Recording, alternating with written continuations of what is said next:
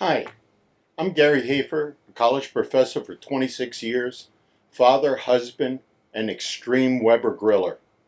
I'd like to invite you to this first in a series of virtual grilling demonstrations to show you what I'm cooking on my Webers and to encourage you to join with me, whether you're using gas, kettle, or Weber's newest addition, the Smokefire.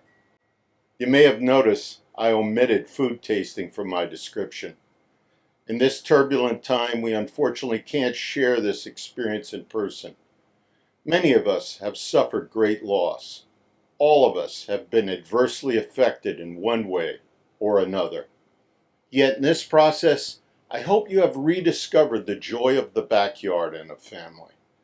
You may know that the founder of what we now know as Weber Grills, George Stephen, invented the first kettle grill after America had suffered a devastating world war and the conflict in Korea. His time, like ours, was troubled and just starting to reopen. In many uncanny ways, our eras are intertwined. In his time and ours, we are gifted with this time to slow down. There's no safer place available to us right now than in our homes. And there's no better time than right now to grill for ourselves, our families, and perhaps even our neighbors, if only to leave a hot and juicy steak on their doorstep. So with that in mind, let's get started making great food. Some good memories in the midst of bad. I'm creating this series with simple ingredients, things you may have already stocked in your pantry, and with simple proteins and vegetables and fruits. The flavors on the Weber grill, however, are anything but simple. A rich complexity of flavor awaits us. What's that you say? You don't have a Weber grill? Will you kindly stay anyway? Please, you're invited. And visit with me for just a short while. I could use your company.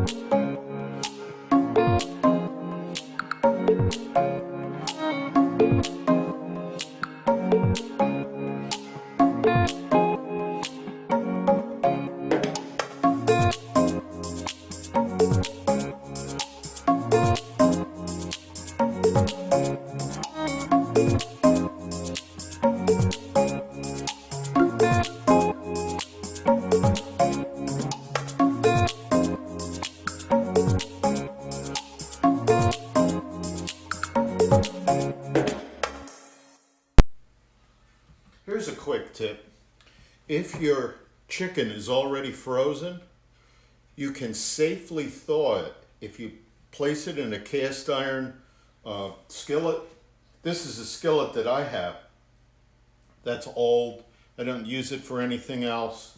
And as long as you put it on the countertop or on a wood block, it'll safely thaw and you'll be able to use it later in the day. So today, I'm in my backyard with the Summit Charcoal Grilling Center. The Summit Charcoal is a fantastic grill.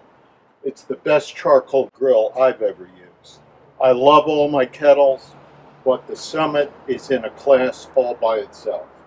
Now, the Summit also has a gas propane start, but today, to show the universality, I'm using a porcelain cube just to light the charcoal. And in about 10 or 15 minutes, we should be ready to grill. So we checked the breasts, and I turned one. The others weren't ready because they're a little bit thicker, but they should release just like that. Little tight on the edge there, right where the tenderloin is, I'm going to leave it on just a moment longer. We'll check in 1 minute. Okay, so we're going to check that other breast. And looks pretty good. Now these two I turned just a little bit earlier. You'll notice this piece is thicker.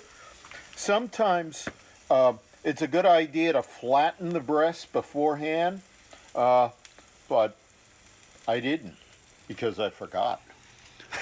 So in those kinds of occasions, when that happens, you turn the thickest part towards the hottest part of the grill. How do you know? You see the coals are hot. And of course you can do the same thing on a gas grill. Okay? So there's very little heat on this side, more heat on this side. Now I'm going to make it indirect. So I take the breast, place each of the proteins on the side of the grill, thickest part towards the heat with no heat directly underneath. That's called indirect heat.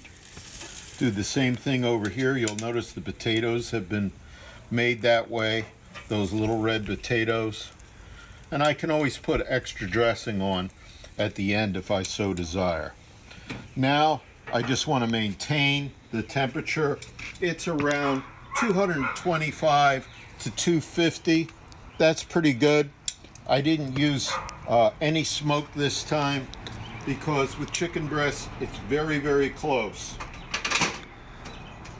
Now, one of the things that I also have here is an instant read thermometer. An instant read thermometer will take the guesswork out of all your grilling, because even using something like the Weber Connect or the iGrill will get you into the same ballpark. But to have a precise indication of when the food is done, you also need an instant read thermometer. So let's just take a look right now to see what those are at. So the way that you check is you go in completely and then you slowly move the thermometer out.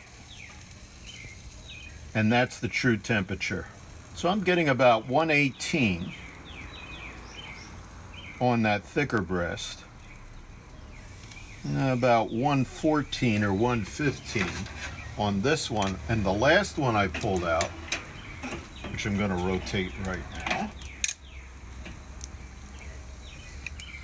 is about 127. So it shows the heat is moving this way right now.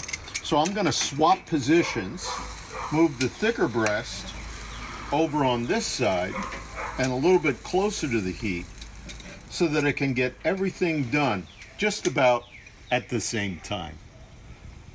Close the lid. If you're looking, you ain't cooking. So let's check it once again.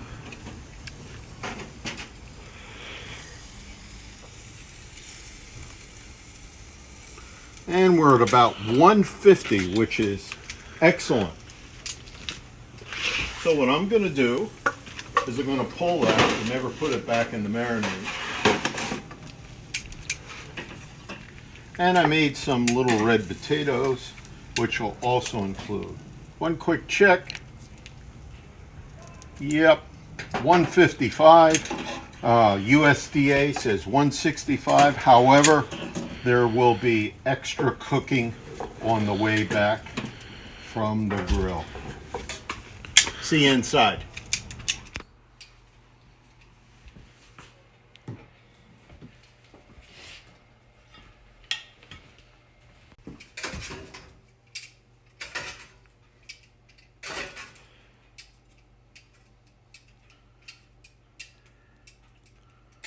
Leave an extra one there for me. Chef's choice.